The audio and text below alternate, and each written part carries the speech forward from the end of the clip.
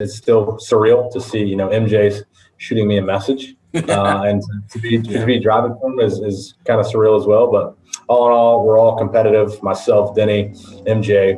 We want to win. We want to grow this team to outstanding heights. What's going on, guys? This is Brian Jones from PopCulture.com, and joining me today is a very special guest. He is one of NASCAR's biggest stars. He's the driver of the number 23 car for 23XI Racing, Bubba Wallace. Bubba, how you doing today? I'm good, man. How are you? Doing pretty good. Can't complain. But I want to start off with this. You're actually in Chicago at the McDonald's headquarters. You're going to be competing in the NASCAR iRacing Pro Invitational Series Chicago Street Course Race, which is also known as the Windy City 110. Now, with these NASCAR races, what's the biggest difference between those and you actually driving on the track on Sundays? Actually, the physical feel, I've spent a couple of days here in Chicago throughout my career, coming up here racing over at the Speedway, but I don't remember any of the streets and how bumpy they are. So getting a feel for that on the sim here has been challenging. So if we do get it to where we actually do come here in real life, it'll be a heck of a show for the fans that they definitely want to attend. So excited to be here at the headquarters of McDonald's here in the Windy City. It's been an awesome day, busy day, getting a little tour of the place. Such an incredible facility. Then going to spend some time over at the Boys and Girls Club, having some fun there, but back here to get a little iRacing in tonight. So is this, and pardon me for not knowing this, is this your first iRacing event, or have you competed in iRacing events in the past? We've done this will be our fifth one this year, and we did a handful last year. Okay. And you mentioned the McDonald's headquarters, and you have a great relationship with McDonald's. And with it being such a global brand that it is, how much has McDonald's helped you in terms of your career? They've really done a lot, literally the last 2-3 years. They've stepped up in a huge way this year, becoming one of the founding partners of our race team at 23XI Racing. And then also for me to be able to sign on as a mentor for the Black and Positively Golden mentorship. I've really had fun with that. Myself and Raja Caruth, giving him some pointers, another fellow African-American youngster coming up through the sport, trying to make a name for himself. So giving him all my tips and tricks and words of wisdom to help him guide his way has been really cool, and appreciate McDonald's, being behind us, supporting both of us. That's really awesome. And as I mentioned, you're part of 23XI Racing, which is owned by Michael Jordan and Denny Hamlin. Now, Denny Hamlin, of course, is competing in the Cup Series, so he's been busy with that, along with being the owner of 23XI Racing. So I wanted to ask you, what's your relationship been like with Michael Jordan? Have you been able to connect with him consistently throughout this season?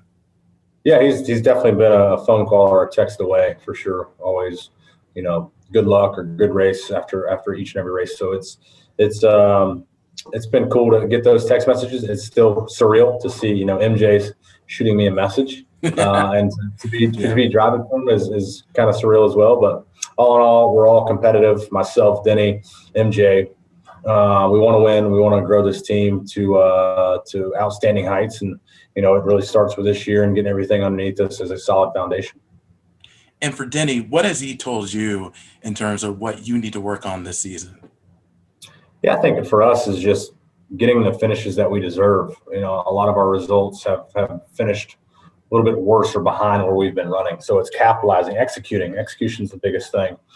His biggest thing going into the year was for us to be, us to show progress.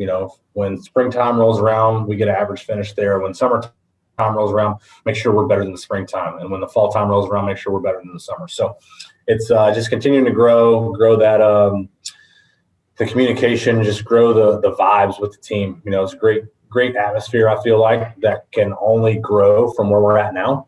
So we've made huge strides to get to where we're at on and off the racetrack. We just got to keep going.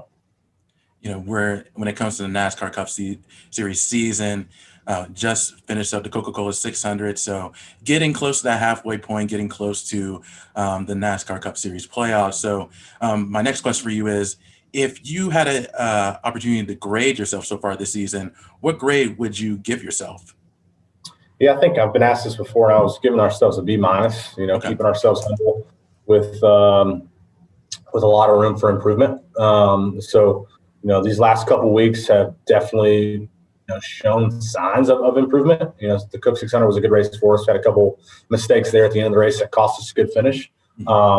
But we clean those up, man. We'll be a top 10 contending team in a matter of no time. So we'll just keep pushing forward. Absolutely. And one of the things that you've been known for this season, even last season, is you being outspoken. It's been a year since, a little more than a year since the George Floyd death and really the Black Lives Matter movement that really got started. And you were really outspoken for NASCAR. So when it comes to NASCAR moving forward, how can NASCAR continue to diversify the sport? Yeah, NASCAR. It's funny. We just had a text message, a message chain pop up with our diversity and inclusion team. I'm a part of that inside NASCAR's four walls, and seeing that they're doing, even for this month being Pride Month, is huge. And so there's a long list of things that they are taking initiative and being a part of. So super proud of the efforts there. But it's been quite the year, like you said, since everything has gone down. But it's made me comfortable with who I am as a person, who I am as a racer. I'm comfortable with my own voice, my own skin. So it's just got to keep motivating others to just be good human beings. That's it. Absolutely. And going back to last year, one of the things that you said you wanted a NASCAR to do, and they did this, is get rid of the Confederate flag at races. Now, me being from the South, me being from Georgia specifically, I've seen the Confederate flag all over the place. And it's just been something that's been constant here in the South. So the fact that they were able to NASCAR remove that really quickly just says a lot about what they want to do moving forward. So are you surprised they were able to act on that really quickly? No, I wasn't really surprised. I mean, honestly, they control the reins, honestly. And so moving forward, I just kind of voiced my opinion. I was asking, what do we need to do next? And NASCAR took it upon their shoulders and made it happen. So hats off to everybody there. But, I continue to say we can't become stagnant. We have to keep moving, have to be fluid and adapt to new ways. And, life is always changing. It's always, providing new opportunities and throwing curveballs at us. So we have to be proactive instead of reactive. Absolutely. And the last question for me before I let you go is, you've done a lot for NASCAR for the last few years. It looks like NASCAR is in a good place in terms of really much everything when it comes to viewership, attendance, especially more and more fans coming back to live events with the COVID-19 pandemic. So where do you see NASCAR heading moving forward within the next 5 to 10 years? And where do you see yourself when it comes to NASCAR's future? Yeah, I can tell you this. I'm not a very optimistic person.